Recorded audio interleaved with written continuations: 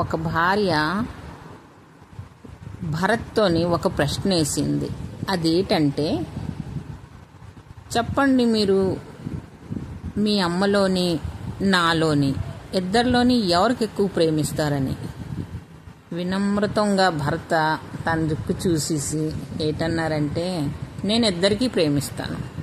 ఎందుకంటే మా అమ్మ 9 నెలల కడుపులోని నాకు మోసేసి ఈ భూమిలోనికి తీసుకొని వచ్చేసి ఈవేళ ఇంత పెద్దోడు చేసింది. తన ద్వారాగే నేను ఇంత పెద్దోడినయ్యాను. కష్టాలు సుఖాలన్నీ చూసుకొని ఇంత పెద్దది చేసింది. రెండోది, నువ్వు మీ అమ్మ నీకు 9 నెలల కడుపులో నుంచేసి నా దగ్గరికి పంపించింది. అందుకే మీ ఇద్దరికీ నేను సమానంగా చూసుకుంటాను అనేసి అన్నది. అంటే భార్య కూడా నిజమే ఈ మాట అనేసి భార్య ఇంక ఊరుకోదు. మళ్ళీ ఒక ప్రశ్న వేస్తుంది. ఒకవేళ మీ అమ్మలోని నాలోని మీకు ఉండమంటే మీరు ఎవరి దగ్గర ఉంటారు అని అడిగింది. అండంతోనే మళ్ళీ భర్త తన దక్క చూసేసి ఒక చిరునవ్వు నవ్వేసి ఏటన్నారంటే, నేను మా అమ్మతోనే ఉంటాను.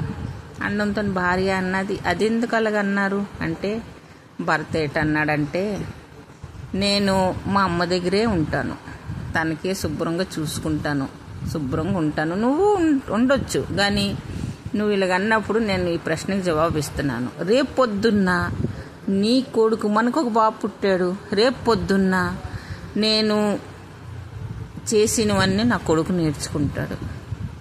అవును కదా. తను చూసేసి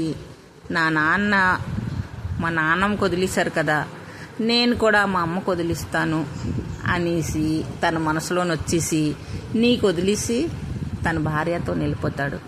అప్పుడు నా భార్య అంటే నువ్వు ఒక్కదాని అయిపోతావు.